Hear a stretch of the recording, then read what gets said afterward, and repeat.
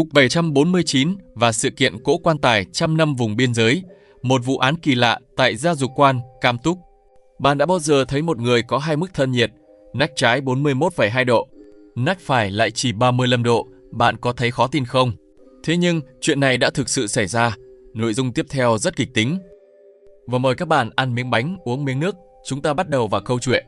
Truyền thuyết kể, Cục 749 thành lập tháng 9 năm 1974, là một đơn vị cực kỳ bí mật. Mục đích thành lập của Cục 749 là chuyên trách xử lý các sự kiện siêu nhiên xảy ra trong dân gian và những hiện tượng quái dị mà khoa học không thể giải thích.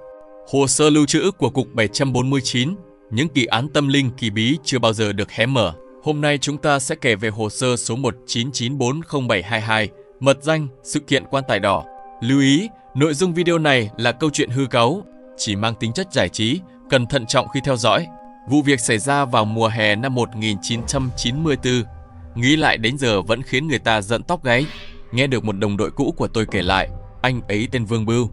Thập niên 90 từng nhập ngũ tại doanh trại quân đội ở Gia Dục Quan, Cam Túc. Năm đó Vương Bưu vừa tốt nghiệp trường quân sự, khí thế hừng hực. Đầu óc chỉ nghĩ đến chuyện lập công, thuận lợi qua kỳ thực tập, để lên chức trung đội trưởng. Anh được phân về một doanh trại hẻo lánh ở Gia Dục Quan, phụ trách tiểu đội trinh sát. Nơi đó gió cát trên sa mạc thổi dữ dội.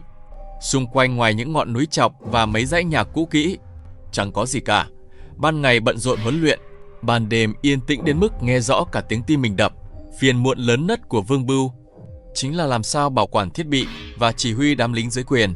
Hôm ấy, bên ngoài mưa phùn lất phất, không khí âm u mang theo hơi ẩm ướt. Vương Bưu đưa tiểu đội trinh sát ra hành lang tầng 3 bảo trì thiết bị, lau chùi ống nhòm, máy đo đạc các thứ. Trong đội có tân binh tên Tiểu Quân, người Tứ Xuyên, dáng người cao lớn, rất thích mày mò thiết bị, làm việc cực kỳ cẩn thận. Hôm đó vừa lau ống nhòm, Tiểu Quân vừa nhíu mày nói: "Tiểu đội trưởng, lưới chữ thập trong ống kính hình như hơi lệch." Tiểu đội trưởng Lý Minh là một cựu binh, cầm lên kiểm tra, gật đầu bảo: "Đúng là có vấn đề, để tôi qua phòng thiết bị lấy dụng cụ căn chỉnh." Ngay lúc đó, Tiểu Quân tiện tay chĩa ống nhòm về phía chân núi, đối diện doanh trại đột nhiên lẩm bẩm: "Tiểu đội trưởng, anh mau xem thử, hình như có cái gì đó đang phát sáng." Vương Bưu nhìn vào ống nhòm, quả nhiên dưới chân núi có tia sáng đỏ lập lòe, nhấp nháy trong màn mưa đầy quỷ dị. Vương Bưu quá quen thuộc nơi đó, ngọn núi chọc lốc, thậm chí chẳng có lấy một cái cây, lấy đâu ra ánh sáng, chắc là phản quang từ nước mưa thôi. Vương Bưu nói vậy, nhưng trong lòng lại thấy gai người. Anh nhìn đồng hồ, sắp đến giờ cơm, liền bảo: "Đừng bận tâm nữa, làm xong việc đã." Rồi nghĩ lại, đó là một sai lầm lớn. Nếu lúc đó đi kiểm tra ngay, có lẽ mọi chuyện sau này đã không xảy ra. Ai mà ngờ được tia sáng đỏ nhỏ bé không đáng chú ý này lại kéo theo một vụ việc kinh hoàng đến gai người. Hôm đó việc huấn luyện vẫn diễn ra bình thường, tập luyện buổi chiều, điểm danh buổi tối, mọi thứ đều bình thường. Nhưng đến đêm muộn thì sự việc bắt đầu.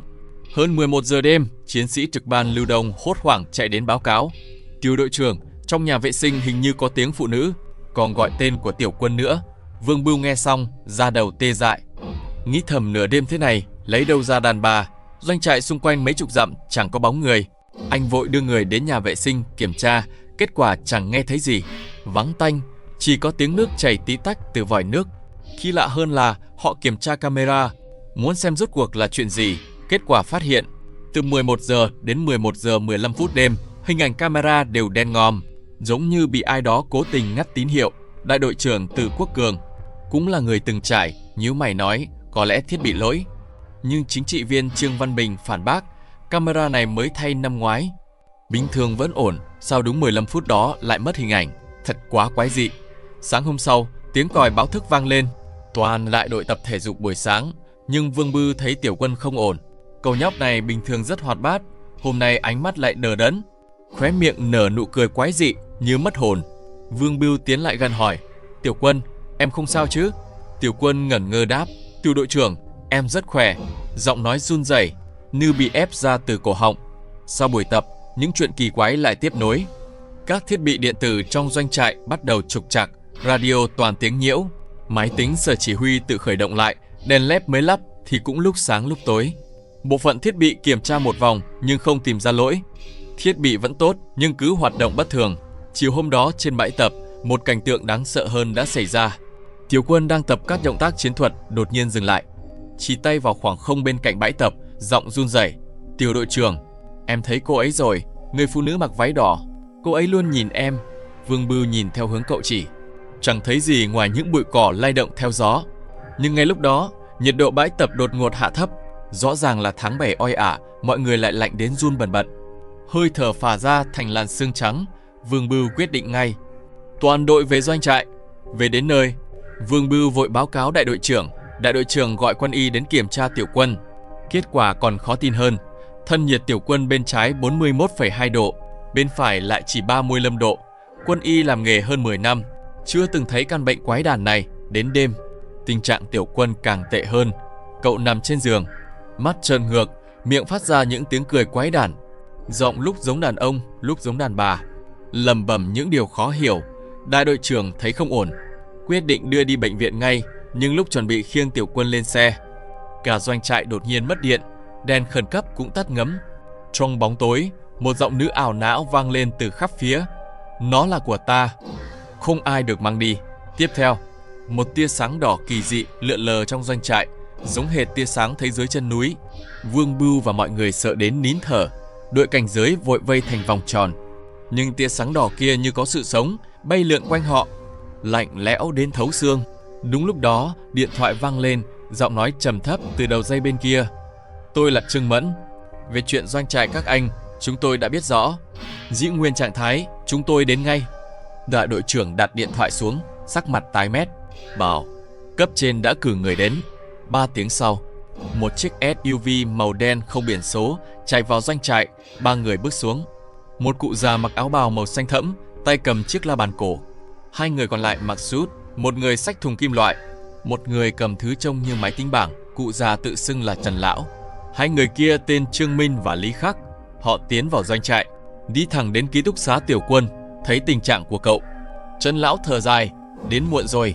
Ông mở la bàn, kim xoay loạn xạ. Bên cạnh, Lý Khắc mở thùng kim loại, lấy ra một thiết bị, bảo biến động năng lượng. Thời không xáo trộn, đề nghị khởi động quy trình phong ấn. Vương Bưu bị dẫn xuống chân núi, nơi tia sáng đỏ xuất hiện. Trong đêm đen kịt, kim la bàn của Trần Lão run như muốn văng ra ngoài. Thiết bị của Lý Khắc cũng kêu tít tít liên hồi. Trần Lão đi vòng quanh vài bước, trầm giọng nói: ở ngay đây.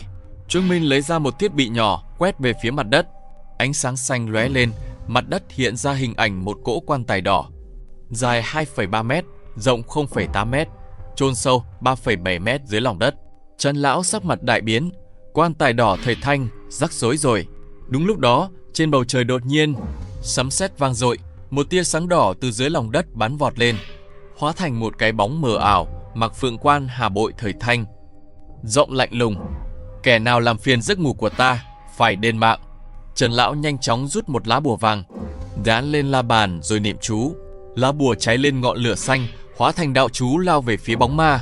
Lý Khắc và Trương Minh đồng loạt khởi động thiết bị, mặt đất rung chuyển. Cỗ quan tài đỏ kia từ từ nhô lên khỏi mặt đất, trên nắp quan khắc đầy phù vân. Trung tâm khảm một miếng ngọc huyết. Trần Lão nhìn thấy, trầm giọng nói: trấn hồn ngọc, bảo sao oán khí lại nặng thế này, phải phong ấn lại. Họ bày trận pháp hình tam giác. Trần Lão đứng giữa niệm chú, bóng ma gào thét: hắn đã thấy dung nhan ta, hắn phải thuộc về ta. Nhưng cùng với ánh sáng xanh và bùa chú giao thoa, bóng ma cuối cùng hóa thành làn khói đỏ, chui ngược xuống đất. Trần Lão lau mồ hôi, nói: tạm thời trấn áp được rồi, nhưng phải giải quyết vấn đề của Tiểu Quân. Trở lại doanh trại, họ vẽ một trận pháp hình tròn, đặt 8 thiết bị phát sáng xanh xung quanh. Tiểu Quân nằm ở giữa. Trần Lão cầm kiếm đồng tiền, niệm chú khởi động trận pháp. Ánh sáng xanh rực rỡ từ cơ thể Tiểu Quân trồi lên một tia sáng đỏ, hóa thành một cái bóng phụ nữ thời Thanh. Nó khóc lóc: ta đợi 200 năm, cuối cùng cũng có người thấy ta. Trần Lão nghiêm nghị: cô nương, âm dương cách biệt, cô làm thế sẽ hại cậu ấy. Chúng tôi sẽ siêu độ cho cô để cô an nghỉ. Bóng ma dần bình tĩnh, hóa thành ánh sáng đỏ tan biến. Tiểu Quân cuối cùng trở lại bình thường, chìm vào giấc ngủ. Nhưng chuyện này vẫn chưa kết thúc. 3 tháng sau, trên đường trở về sau cuộc diễn tập biên giới, xe của Lý Minh gặp tai nạn kỳ lạ. Xe đi trước tự dưng chết máy, xe sau mất phanh. Nhiệt độ trong xe giảm đột ngột, trên bảng điều khiển xuất hiện ánh sáng đỏ kỳ dị. Lý Minh bị thương nặng, miệng lầm bầm: tôi không nên nhìn. Đêm đưa Lý Minh đi, cỗ quan tài đỏ kia lại xuất hiện. Dưới chân núi, nắp quan bật mở, ánh sáng đỏ ngút trời. Đêm hôm sau, 3 chiếc trực thăng hạ cánh xuống doanh trại, mang đến nhiều người hơn. Trần Lão nói, chúng ta coi thường cỗ quan tài này rồi. Nó không chỉ là quan tài, mà là một pháp khí. Oán khí của vị tiểu thư kia đã cộng hưởng với nó. Họ thi công suốt đêm, san phẳng vùng đất trâm dặm, phong tỏa thành khu cấm. Cỗ quan tài được đưa đi, nghe nói gửi đến một nơi bí mật, có người trông coi riêng. Trước khi đi, Trần Lão đưa cho Vương Bưu một lá bùa, dặn, giữ kỹ, có lẽ sau này cậu dùng đến. Có những thứ đã vướng vào là không thoát được. Nhiều năm sau, Vương Bưu nghe nói sau sự kiện đó, doanh trại tiến hành đại rà soát, chuyên tìm kiếm những đồ vật cổ tương tự. Chuyện này trở thành nỗi ám ảnh trong lòng anh. Đến nay vẫn không dám nhắc lại. Các bạn à, câu chuyện này nhắn nhủ chúng ta, có những điều thà tin là có, chứ đừng tin là không. Hãy tin vào khoa học, bài trừ mê tín dị đoan. Tuy nhiên, nói gì thì nói, tôi vẫn thích những chuyện quái dị kỳ lạ như thế này, đúng không mọi người? Vâng, tới đây thì bánh đã hết, nước đã cạn, video đến đây cũng dừng lại. Nếu mọi người muốn xem nhiều video có nội dung tương tự, hãy nhấn thích và đăng ký kênh nhé. Xin cảm ơn và hẹn gặp lại các bạn ở những video tiếp theo.